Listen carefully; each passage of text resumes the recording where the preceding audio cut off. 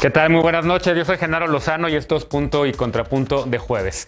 El presidente López Obrador será el único vocero del tema de la línea 12 del metro, al menos de aquí hasta el próximo 14 de julio, cuando la empresa noruega contratada para hacer un peritaje dé a conocer un segundo informe. ¿Deben la jefa de gobierno de la Ciudad de México, Claudia Sheinbaum, y el ex jefe de gobierno capitalino, Marcelo Ebrard, guardar silencio? ¿Es una buena idea o no? Escucharemos los contrapuntos. El coordinador de Morena en la Cámara de Diputados advirtió al gobernador panista de Tamaulipas, Francisco García Cabeza de Vaca, que su impunidad expira en octubre de 2022, así lo dijo. El morenista se refiere al plazo que durará el fuero del gobernador para poderlo enjuiciar por el delito de defraudación fiscal. ¿Es una persecución política o realmente razones de peso para señalar a Cabeza de Vaca? Seguimos debatiendo este tema en la mesa. Y más de 26 millones de personas han enfrentado la pandemia de COVID-19 sin acceso a servicios de salud. Esto representa el 21.5% de la población. A pesar de la creación del INSABI, México sigue rezagado en atención médica, de acuerdo con un informe del Coneval. ¿Podrá la 4T mejorar esta situación? Quédate con nosotros, que ya empieza la mesa de Punto y Contrapunto.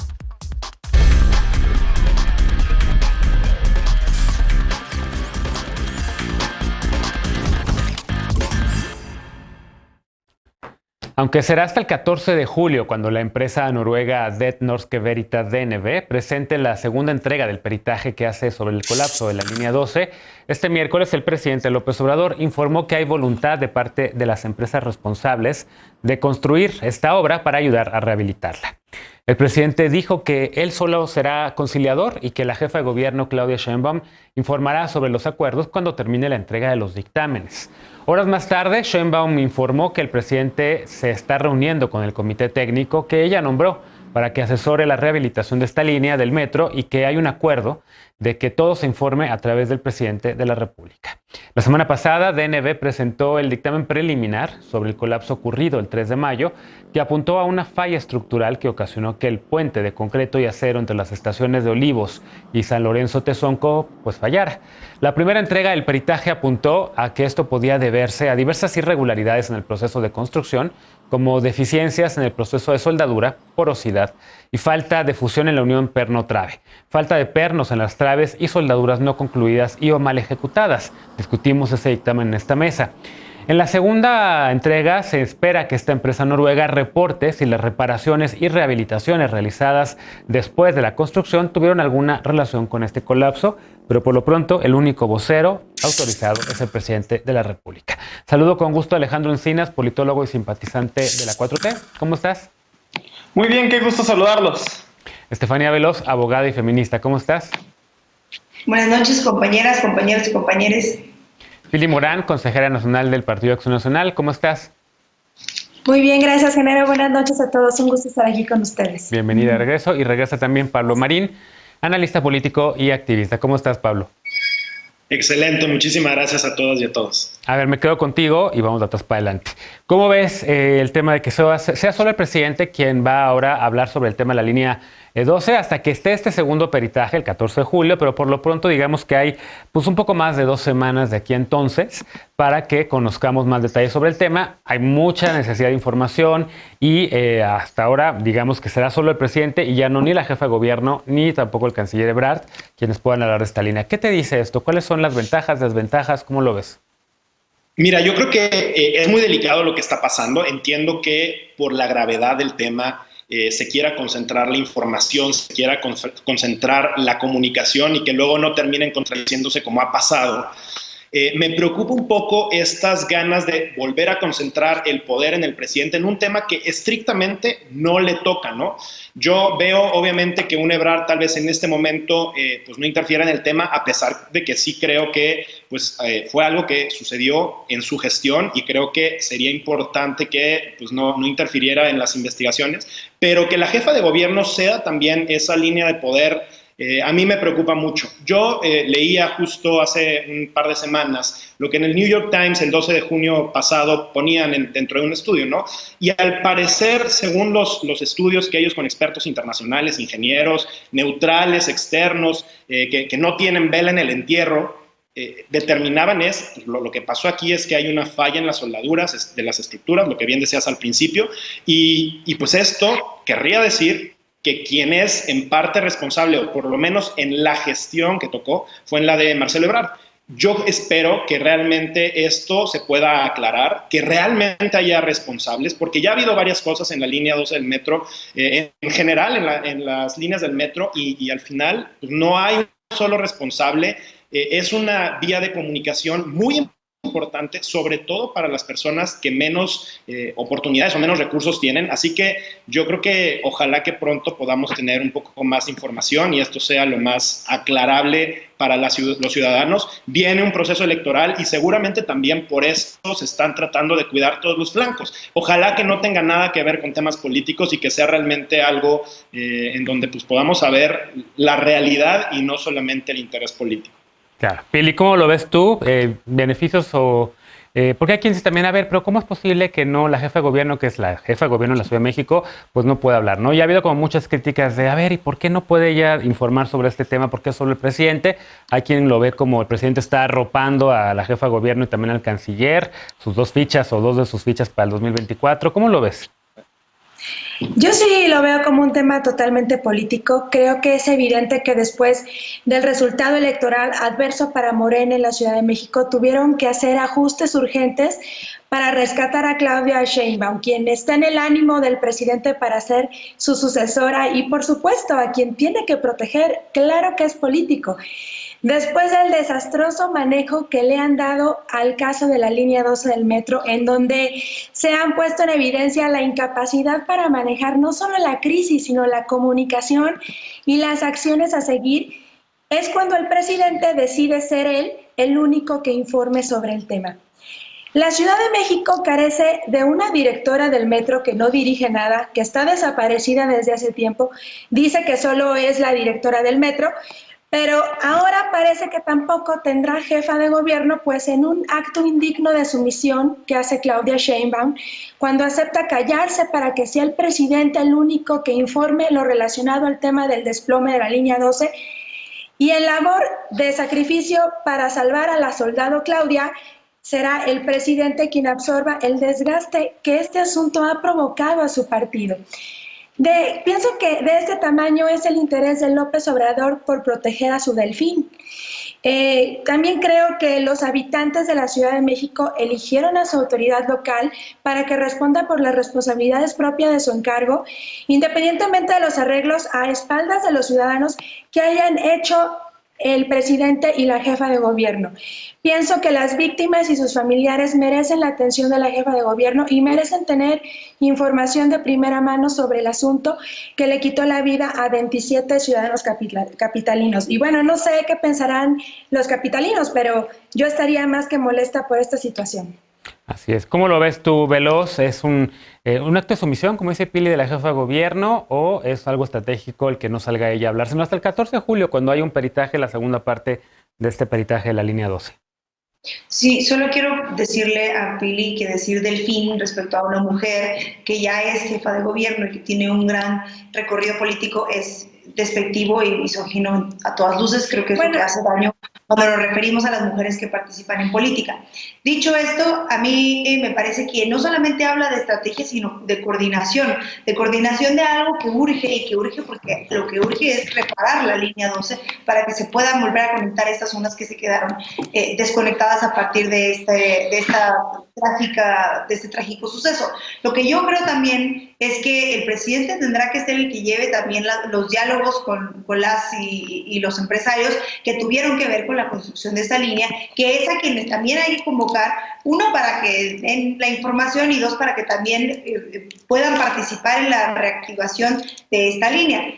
También hay que tomar en cuenta que no solamente estamos hablando de que las personas que tienen la información son el presidente, Claudia Sheinbaum y Marcelo Ebrard. También está la Fiscalía, que la Fiscalía llevará su investigación como lo ha hecho hasta ahora, y también tendrá mucho que decir. No todo dependerá de lo que tenga que decir el presidente respecto a esto. Lo que creo es que hay que puntualizar es el tema de la vocería.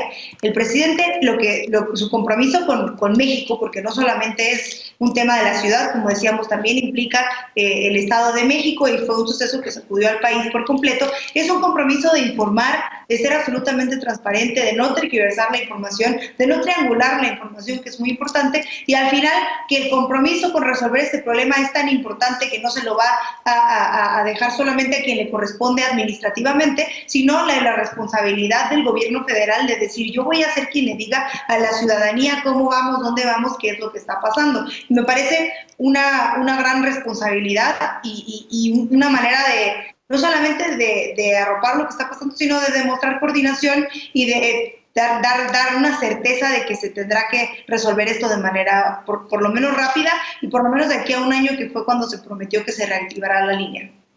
Bien. Alejandro, ¿cómo lo ves?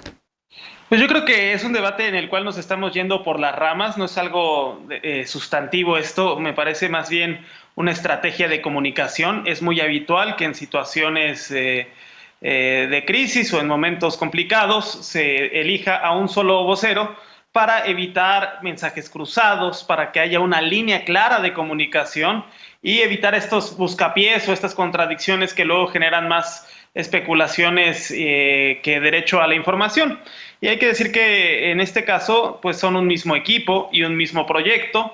El tema de la rehabilitación de la línea 12 no es un tema de una autoridad en exclusivo, sino es un tema concurrente en el que confluyen gobierno local y gobierno federal. Y entonces, más que buscar, digamos, el sospechosismo o algo por detrás, me parece que es simplemente, claro, elegir una vocería para atender un tema en específico. Bien, ahora este tema sin duda va a arrancar, digamos, la próxima legislatura del Congreso de la Ciudad de México y también del Congreso Federal, seguramente con presiones por parte de partidos de oposición, del PAN, me imagino, el PRD, del PRI, en el Congreso de la Ciudad de México, para hacer una comisión investigadora de estos hechos. Yo creo que por allá se va a dar la discusión por lo pronto, a principios de septiembre. ¿Qué podemos esperar de lo que venga? Porque en efecto, ahorita es pura especulación, estamos con un documento que ya da un primer análisis preliminar. Falta el segundo documento que tiene que ver con el tema de del mantenimiento y entonces ahí podría abrirse también una nueva línea de investigación que toque a la administración de Miguel Ángel Mancera, que nadie ha hablado de él. ¿Cómo lo ven? ¿Quién quiere comentar? Pablo, adelante. Mira, yo creo que algo que también se ha hablado muy poco y no me sorprende que se hable poco es el tema de la relación con Carlos Slim. O sea, finalmente la empresa de Carlos Slim fue la que construyó esta línea, justo esta etapa de la línea, y hoy tiene un Tren Maya con 18,553 millones de pesos que está construyendo, pero a mí me preocupa mucho los proyectos que tenga alrededor y que tiene con la administración federal. O sea, me preocupa mucho ese silencio de una empresa que tiene hoy tal peso y tal relevancia en el gobierno federal y pues bueno, también lo de Mancera, etcétera, pero al final, si hay responsables, seguimos sin saber pues nada de eso, ¿no? Y no se está hablando nada de las empresas. Claro. ¿Alguien más? ¿Algún otro comentario? Adelante, Veloz. Sí, como yo decía, también hay que tomar en cuenta que será responsabilidad de la Fiscalía citar a las empresas a dar información. No nada más depende de si el presidente se lleva bien con Carlos Slim o no, o sea, a ver, es una investigación que tiene que ver con autoridades que tendrán que convocar, y ahí creo que la relación y lo que además esté construyendo Carlos Slim pues no dependería o no va a tener mucho que ver, sino la investigación que lleve la Fiscalía, y ahí no se va a poder salvar nadie de tener que rendir cuentas, ¿no? A ver, además también digamos que hay un tercer momento en todo esto, que es cuando la Fiscalía, en efecto, pues distribuya, o más bien dé a conocer su informe de responsabilidades, ¿no? En cuanto a las responsabilidades, pues yo más que personalizarlo diría es una empresa, y fue un tema de unas decisiones colegiadas entre no sé cuántas decenas seguramente de personas, entre ingenieros, ingenieras, entre personal tanto del gobierno de la Ciudad de México como de las empresas, de esta empresa en específico responsable, y que seguramente ahí sabremos cuando la Fiscalía de la Ciudad de México da a conocer también su peritaje, me imagino, o lo que tenga que ver con la investigación judicial, pues podemos hablar de responsabilidades legales, ¿no? Por lo pronto ahorita simplemente tenemos un documento, nos dice hay fallas estructurales, falta ver entonces el del mantenimiento y la discusión política que también evidentemente se va a dar después de esto. Pero ¿qué les parece si recuperamos ese tema En cuanto regrese justamente el 14 de julio, segundo peritaje, o si hay información antes de eso, lo recuperamos. Déjenme hacer una pausa y regresamos con el segundo tema de la noche. El Congreso de Tamaulipas, donde el Partido Acción Nacional es mayoría, aprobó reformas que permitirán al gobernador Francisco García Cabeza de Vaca terminar su mandato sin ser desaforado. Volvemos con este tema porque Morena dice que es un regalazo de impunidad, pero veamos qué piensa la mesa cuando regresemos a Punto y Contrapunto.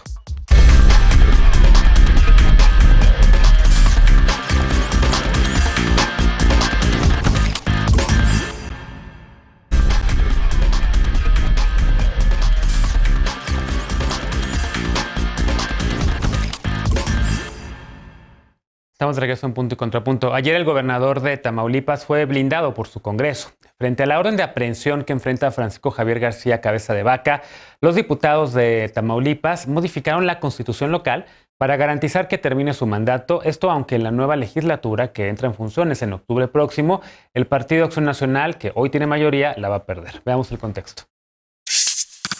El Congreso de Tamaulipas aprobó este miércoles que cuando decida no homologar una declaratoria que provenga del Congreso Federal, su decisión será definitiva. Las modificaciones aprobadas a la Constitución y a la Ley de Responsabilidades Locales establecen que el procedimiento de declaración de procedencia de servidores públicos del Estado le corresponde solo al Congreso de esa entidad.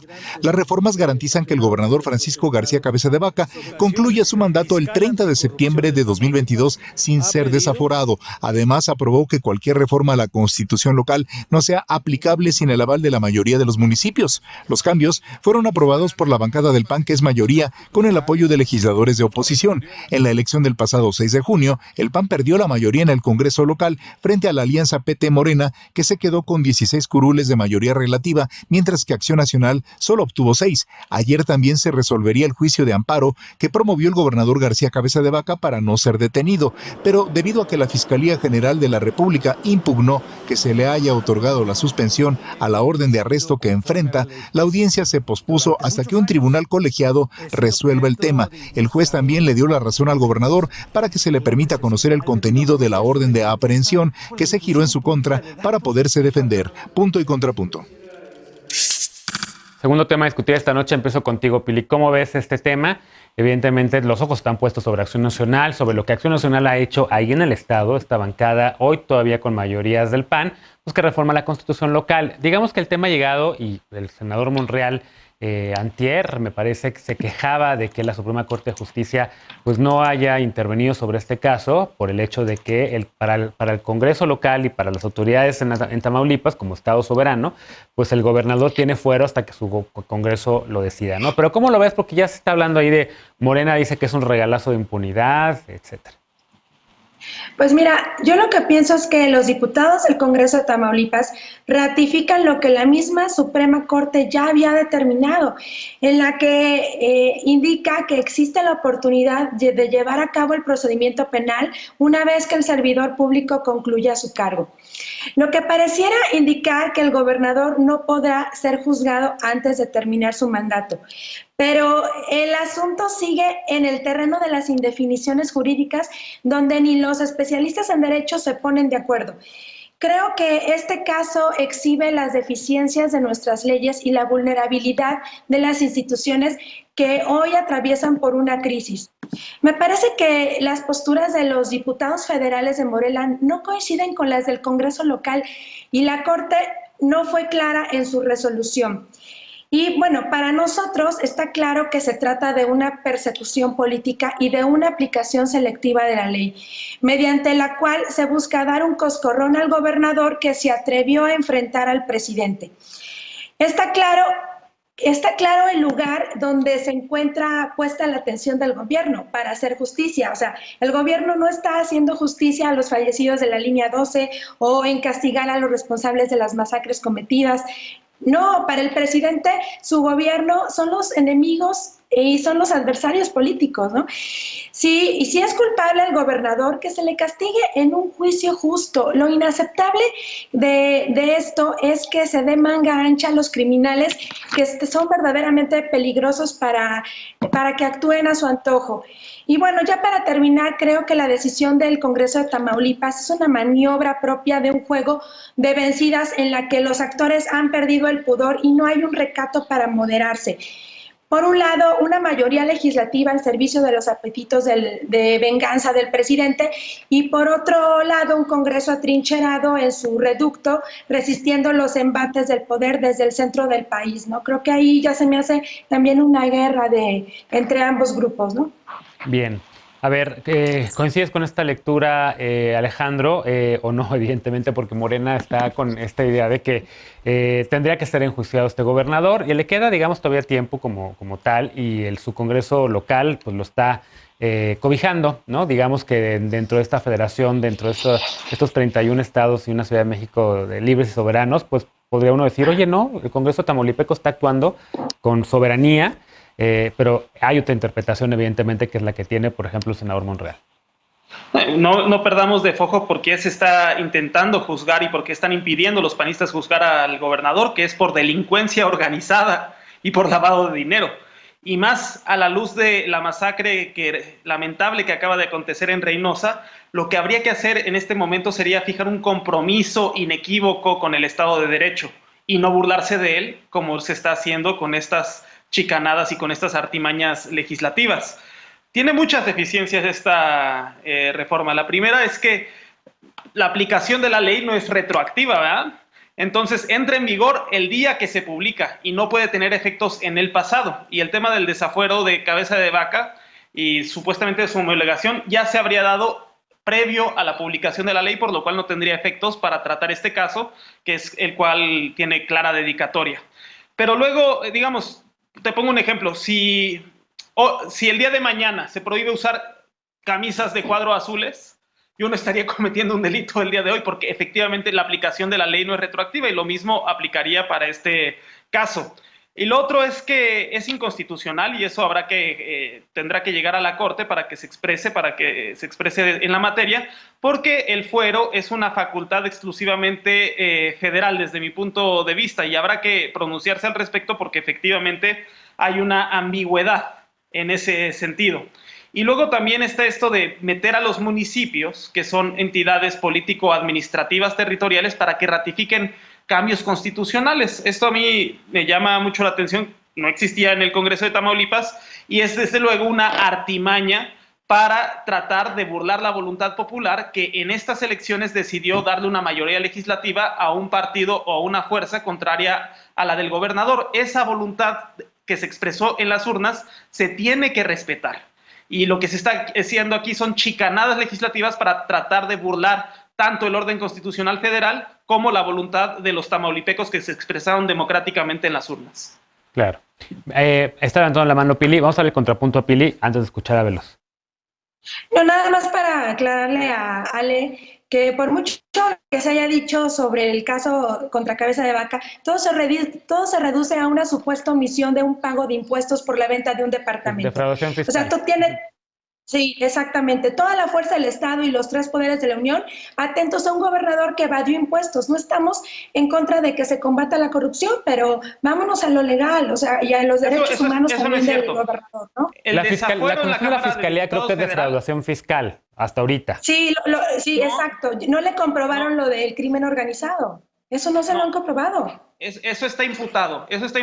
Y está en parte de la carpeta de investigación de la Fiscalía pero lo que es la evasión fiscal, se consiguió el fuero o se procesó el desafuero, perdón, por eso, pero eso no impide juzgar al gobernador una vez que pierda el fuero por los delitos de delincuencia organizada, ¿no? Y de lavado de dinero. Pero la carpeta de investigación, o sea, la acusación formal me parece que de la Fiscalía en este momento, hoy, aunque tenga también estos otros elementos, a lo mejor de lo del crimen organizado y demás, creo que la acusación formal es defraudación fiscal, ¿no? Así es. Fue la que formal es...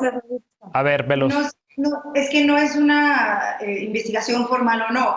La Fiscalía presentó, estamos investigándolo en todas estas cosas. Claro que de una información no se puede develar mucho porque está siendo investigado, pero con esta, nada más con la primera prueba que pusieron de evasión fiscal, dijeron, con eso le vamos a dar el desafuero, tomando en cuenta que también se le está investigando por otras. No es como formal o no, sino es esta otra que también tiene que ver con lavado de dinero y tal, viene dentro de esa misma investigación. Por eso la Fiscalía está tan pendiente de decir, quítenle el fuero para que podamos presentar todas estas pruebas que tenemos que hasta ahora no se puede. A mí me llama la atención que yo no sé qué le debe el PAN a Cabeza de Vaca si no pudo ni siquiera ganar su estado, si perdió absolutamente todo gobernando, teniendo todo el poder de ser el gobernador y de poder comprar diputados en el Congreso local, porque hay algo que pasa con los diputados locales del PAN que yo no entiendo que pasó exactamente en Baja California. Yo a los panistas a nivel federal los vi desgarrándose las vestiduras porque el gobernador Bonilla quería modificar la Constitución y hoy justifican exactamente lo mismo en lo que está pasando en Tamaulipas, modificar la Constitución local a conveniencia, porque el miedo no anda en burro y se acerca el relevo de un nuevo Congreso que no representa la voluntad de Cabeza de Vaca y que va a ser muy difícil sostener que no le quiten el fuero, porque los diputados y diputadas que tiene hoy están más que comprados y cantados por su lado. Si eso no es miedo, entonces no sé qué es. Lo que Cabeza de Vaca quiere hacer, y le dijo a todos los diputados y diputadas, refórmenme la Constitución. En efecto, fueron 2 artículos específicos y uno que no permita homologar absolutamente nada que venga del Congreso Federal y otro que implique que 43 cabildos tengan que votar todas las modificaciones que existen, que eso sí es una absoluta chicanada, no tiene nada que ver, no sé de dónde salió. Y lo otro es blindar por completo que los próximos legisladores que vengan no puedan homologar lo que viene del Congreso Federal, que implica que le quitarían el fuero. ¿Cuán difícil es que el PAN admita que tienen un gobernador que está usando en conveniencia el poder político que tiene y a los diputados del PAN? A mí me llama mucho la atención cómo están imposibilitados, cómo son tan cínicos y tan hipócritas para poder decirle al gobernador Cabeza de Vaca, oye, a todas luces, desde hace 3 años se sabe que tienes más de 15 propiedades en Houston, que te has enriquecido de manera exorbitante y que todo el mundo sabe que te dedicas al crimen organizado y además quieres venir a utilizar a la mayoría panista que no te ganaste tú porque ni siquiera pudiste hacer la chamba de ganar las elecciones para salvarte el pellejo. Lo que más le convendría al PAN sería, les entregamos a nuestro gobernador corrupto, ya está.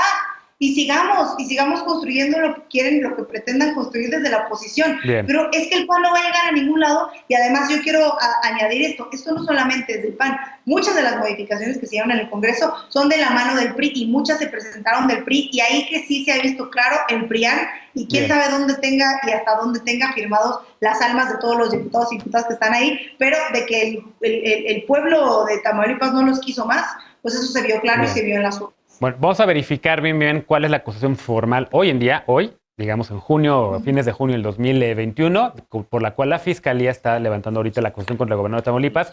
Si es defraudación fiscal como tal o lo demás, lo sacamos en paparrucha. Finalmente, Pablo. A ver, yo creo que, y a mí me gustaría hacer una pausa, yo coincido con lo que dicen Estefanía y Alejandro, yo creo que tenemos que partir de cuál es la esencia del fuero.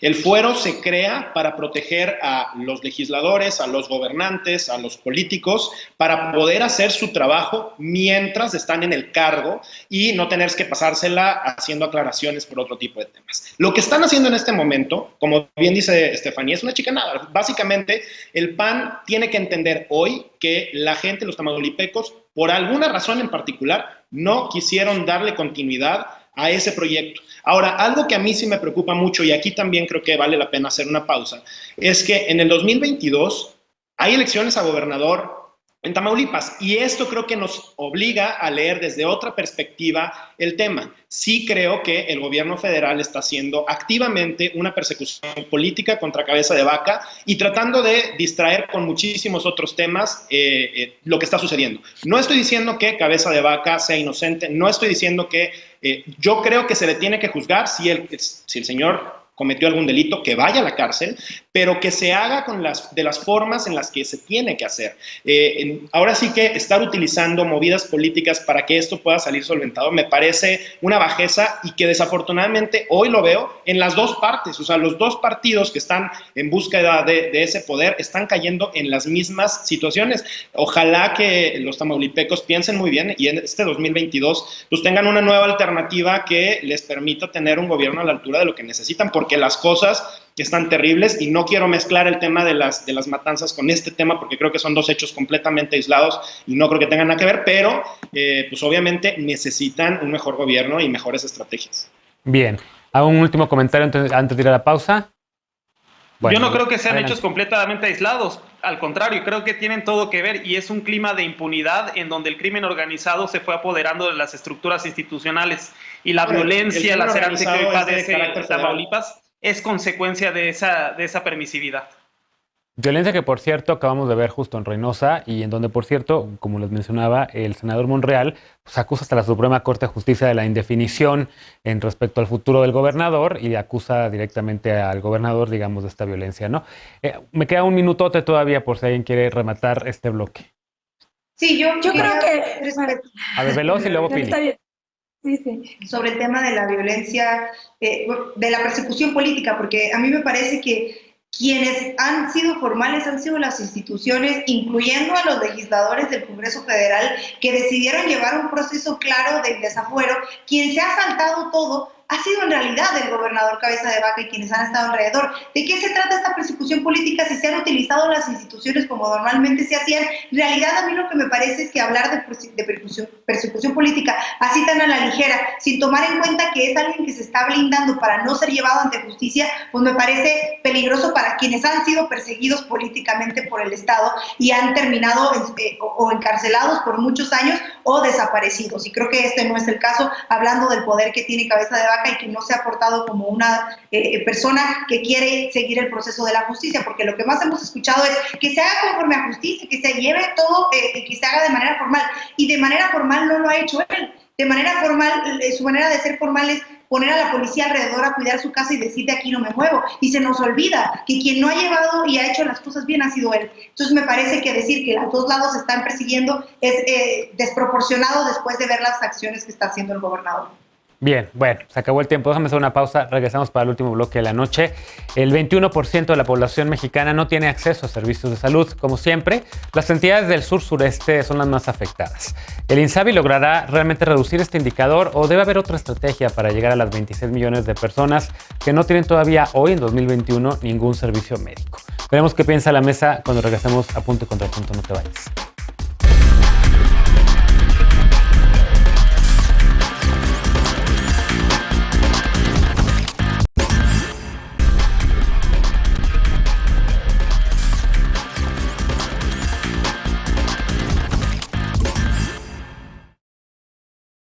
Estamos de regreso para el último bloque de la noche. 26 millones de personas no tienen acceso a servicios de salud en México. Según el reporte sobre la evolución de carencias sociales elaborado por el Coneval, aunque la cobertura social y médica mejoró notablemente respecto a 1990, desde el año 2015 los indicadores que miden la falta de servicios médicos crecen nuevamente. Veamos el contexto. 26 millones de personas en México no tienen acceso a servicios de salud. Esto representa al 21.5% de la población. En 2015 este indicador se ubicaba en 17%, unas 20 millones de personas. En 2010 en el 34% y en el año 2000 en el 59%, equivalente a 40 millones de personas. Según el reporte sobre la evolución de carencias sociales 1990-2020, hubo una disminución consistente en los indicadores respecto a 1990, es decir, rezago educativo, acceso a servicios de salud, seguridad social, calidad y acceso a servicios básicos, acceso a alimentación, ingreso y cohesión social. El análisis hecho por el Consejo Nacional de Evaluación de la Política de Desarrollo Social indica que del 2000 al 2020 hubo una disminución de 30 puntos porcentuales en la población sin acceso a servicios de salud, pero de 2015 a 2020 este indicador subió 5 puntos porcentuales. En Chiapas, este indicador creció 13%, seguido por Tabasco y Oaxaca con 10%. Los estados donde hay más personas sin servicios médicos son Michoacán con 33%, Chiapas con 30% y el Estado de México con 27%. Del total de las personas que viven en México, 93 millones están afiliadas a alguna institución de salud, 51% al IMSS y 35.5% al Instituto de Salud para el Bienestar, el INSABI. El INSABI, que empezó a funcionar en enero pasado con el propósito de ofrecer servicios de salud gratuitos a las personas sin seguridad social, proyecta que para 2024 el número de personas sin afiliación baje a 11.8 millones. Punto y contrapunto. Bueno, a ver, evidentemente se puede argumentar que son muchas décadas de abandono del sistema de salud, que evidentemente muchos otros gobiernos no le pusieron el énfasis necesario para poder cerrar esta brecha en acceso a servicios médicos. Se nos atravesó esta pandemia también, se puede argumentar, pero la realidad es que hay un reporte Coneval que dice que hoy en día Casi 22% de la población de México enfrentó esta pandemia sin un servicio de salud, con evidentemente esta transición del INSABI. Veloz, ¿qué decir? ¿Se logrará cerrar esta brecha de acceso a la salud de aquí a lo que queda en los próximos 3 años? ¿El INSABI ya lo ves más fortalecido? ¿Cómo lo ves? Tocó esta transición del INSABI, de lo que era el Seguro Popular, y esta visión de intentar homologar todos estos sistemas de salud que estaban. Ahora, también hay una cosa que pasó, por lo menos estos últimos días, que fue estas noticias sensacionalistas respecto a que se había quedado 23 millones de personas sin acceso a la salud y que se había tomado este censo durante la pandemia, más o menos en el mes de marzo, cuando empezaba el confinamiento, marzo del 2020. Que no tomaba en cuenta o falló en tomar en cuenta despidos, todo este problema tan grande que fue la pandemia de COVID y que creo que afectó mucho el tema del acceso a la salud y que todavía no se sabe muy bien si se tomó realmente en cuenta el tema del INSABI. Lo cierto es que aquí viene un tema que es el gasto que se hace en la salud, que ahí es donde tiene que estar la parte más importante, y creo que es un mensaje para el gobierno federal de aumentar el gasto en términos de salud, pero que desde hace 2 años más o menos se viene modificando o tratando de trazar una estrategia que implique que todas las personas tengan acceso a la salud, y que eso es algo que no solamente no existía, sino que no se tomaba en cuenta y tenía que ver con una suerte de fondo en el que el gobierno federal le daba a los estados dinero y entonces ya no se sabía lo que pasaba y no se terminaban de construir hospitales, y entonces pues Horacio Duarte se terminaba gastando todo el dinero en otras cosas, como suele ser en otros ejemplos de corrupción grandes como estos. Creo que ese es el tema importante. ¿Cuál es la visión de este gobierno respecto al acceso a la salud y qué tipo de salud y de bienestar se quiere construir? Y parece que saliendo de este esquema de pandemia, pues se tendría que ver en dónde estamos y cómo se atravesó la pandemia, que todavía no se acaba, pero qué es lo que quiere o hacia dónde va a caminar la cuarta transformación respecto al acceso a la salud, que viniendo de un sistema de salud tan roto y tan corrompido y tan pues dejado así, sin construir como el resto de los hospitales, pues se hace mucho más difícil tratar de medir el acceso a la salud. Lo cierto es que respecto al crecimiento que se proyecta próximamente y con este esquema nuevo de salud, pues parece que se vienen buenos momentos, por lo menos para disminuir esta brecha de acceso a la salud de las ciudadanas y ciudadanos. Sí, que incluye también el tema del desabasto de algunos medicamentos, que el presidente López Obrador ha prometido que se va a terminar pronto. Pero que evidentemente 3 años después se han presentado todas situaciones muy lamentables de falta de medicamentos oncológicos y también de antirretrovirales, que al parecer este año parece ser que por lo menos hasta agosto está satisfecha la oferta y la compra, digamos, de medicamentos, pero después ya no sabemos, ¿no? Pablo, ¿cómo lo ves? Ojo, y esto que dices yo creo que es muy importante. O sea, medicamentos que antes sí se surtían y que hoy no se están surtiendo, cosa que a mí me parece pues, muy delicada. Algo muy interesante, y yo creo que, y qué bueno que se hable sobre lo que está diciendo el Coneval, porque finalmente el Coneval hoy es uno de los organismos autónomos, ojo, uno de los organismos autónomos que el presidente en algún momento ha querido, buscado desaparecer, y qué bueno que hoy estemos presentando los estudios que dicen muy claramente pues, la situación del país. El Coneval lo que ha hecho es, de manera científica, explicar los fenómenos de los programas sociales en el país. Claro que es lamentable, pero por supuesto, y coincido en este análisis con Estefanía, estamos atravesando a nivel global, y esto no es un tema del presidente, es un tema global, una de las crisis humanitarias más graves y más importantes. Por supuesto que se ve mermado, y en el mismo estudio se ve mermado también los ingresos de las familias, a lo que también a mí me preocupa mucho el tema de que el gobierno federal siga sin poner suficientes incentivos, sobre todo para la reactivación económica. O sea, creo que al final tenemos que ver esto de una manera mucho más global, y todos son consecuencia de un bajo ingreso, en el que otra vez, si ponemos en medio a las clases medias y empezamos con esta polarización, no vamos a llegar a nada. Lo que necesitamos es reactivar la economía para que todas las clases puedan acceder a un mejor estilo de vida, a un más acceso a temas de salud, en fin. Yo creo que tenemos un gran reto. Ojalá que en los próximos 3 años, uno, la pandemia baje, y 2, podamos ver los resultados que el presidente prometió y que hoy todavía muchos mexicanos estamos esperando, porque realmente eso es lo que se necesita, y de ser así, pues ojalá que continúen de manera creciente ese tipo de resultados, pero hasta ahorita creo que ha dejado algo que desear. Alejandro.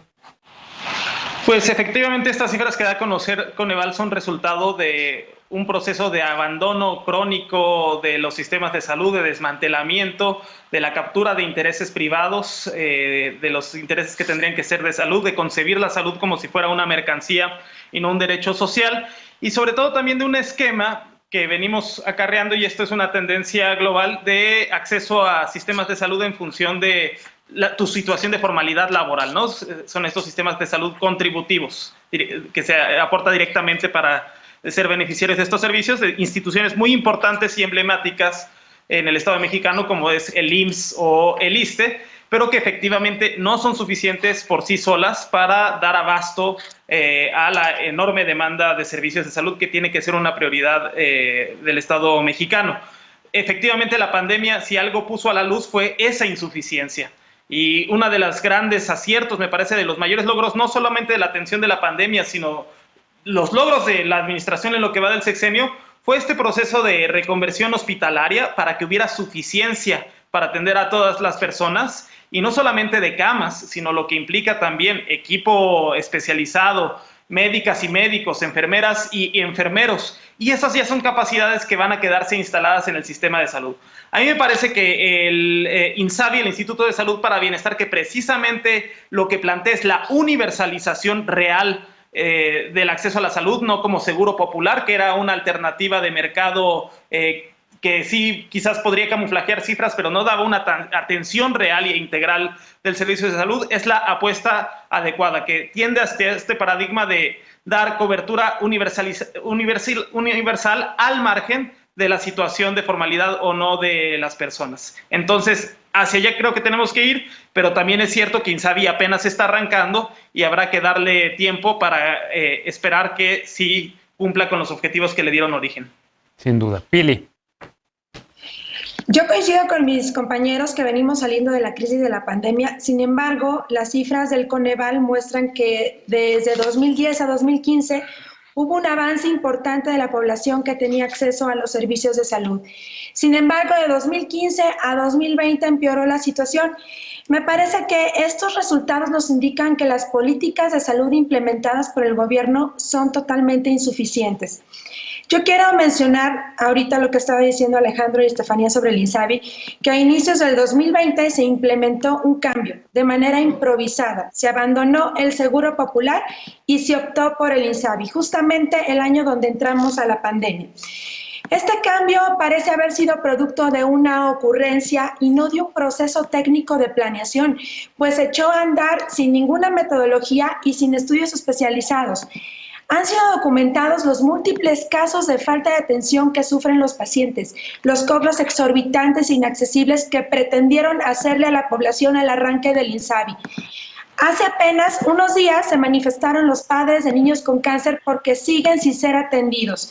El INSABI no cuenta con un esquema financiero que asegure la disponibilidad de recursos para su operación y las consecuencias han sido evidentes, pues las unidades de salud de todo el país carecen de lo básico, ya ni siquiera de medicamentos diferentes, sino de lo básico. Hay escasez de insumos para la atención de los servicios médicos de primer y de segundo nivel.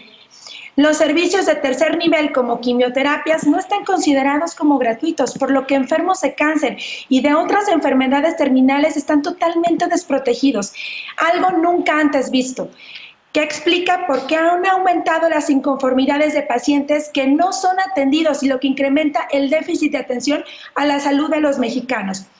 Una de las desigualdades más lacerantes de un pueblo es cuando la población carece del acceso a la atención médica. Pero eso no parece interesarle al gobierno, que dispuso de fondos destinados a la salud y de los cuales no sabemos ni siquiera en dónde fueron a parar. Pienso que la salud es una de las necesidades más democráticas que existe. A todos nos afecta independientemente de la clase social a la que pertenezcamos. Por lo que resulta alarmante el dato que da a conocer el Coneval, saber que hoy en México 26 millones de personas hoy no están protegidos ante una enfermedad ni cuentan con los recursos para atenderse. Nada más. Bien. Nos queda un poquito. A ver, adelante, Alejandro. Sí, no, habría que recordarle a Pili que el PAN vio durante mucho tiempo la salud como un jugoso negocio. Y este partido que supuestamente habla del liberalismo económico, del libre mercado, de la globalización, tenía un arreglo proteccionista en contra de empresas farmacéuticas corruptas que vendían a sobreprecios y establecían prácticas monopólicas con la salud de los mexicanos.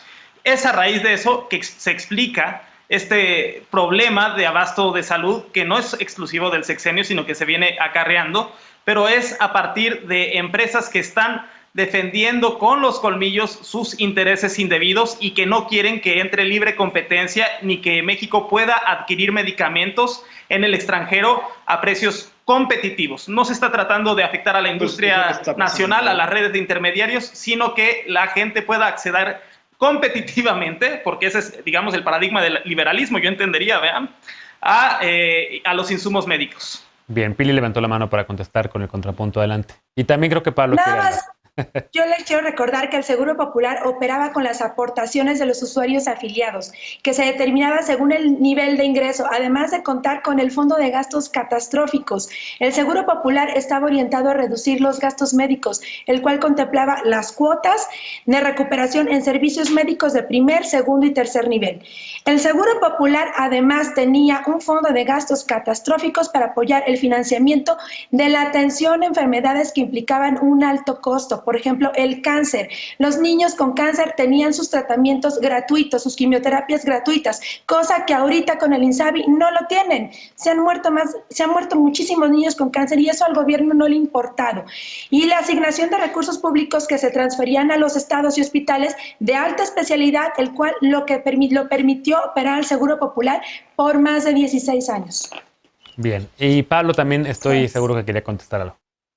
A ver, yo creo que esto es también algo que está sucediendo en esta administración igual y ha habido varios ejemplos y no ha sido exclusivo de las administraciones anteriores. O sea, también el pensar que ahorita ya no hay corrupción en el tema de seguro social, etcétera, es completamente falso y es querer tapar el sol con un dedo. El INSABI tiene ahorita los mismos problemas que se tenían desde entonces y muchos otros generados por ellos mismos, como el tema de los niños con cáncer y varios otros medicamentos que hoy son faltantes, que anteriormente sí se les proveía a los pacientes. Es gravísimo, sí, pero sigue sin haber suficientes soluciones. Y creo que sobre eso es sobre lo que nos tenemos que abocar. ¿Cuáles son las soluciones?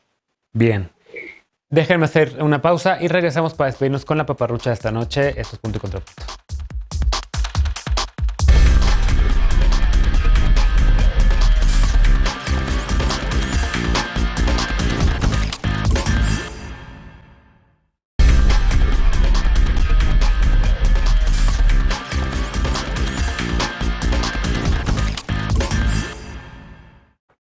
Estamos de regreso ya para despedirnos con la paparrucha de esta noche. Desde su aparición, el SARS-CoV-2 ha estado rodeado de mitos y de paparruchas, noticias falsas, fake news, que incluso han llegado a negar su existencia. Las vacunas contra la enfermedad tampoco han estado exentas de paparruchas que contribuyen a la desinformación y al miedo. Una de las mentiras que últimamente se repiten con más frecuencia es que la vacuna puede causar infertilidad. Esta afirmación es, por supuesto, completamente falsa. Otra noticia falsa surgida en grupos conspiracionistas es que las vacunas tienen un microchip que se inserta en el cuerpo y que permite a los gobiernos del mundo controlarnos. Esto es digno de la mejor serie de ficción. Imagina, todas y todos controlados por un chip. Pero por supuesto que esto también es falso. Un mito más es que las vacunas modifican nuestro ADN. La Organización Mundial de la Salud también ya ha desmentido esto. Las vacunas no afectan la fertilidad, no modifican nuestro ADN, ni tampoco se han usado o usan microchips para elaborarlas, ni tampoco grafeno imantado, como ya vimos ayer.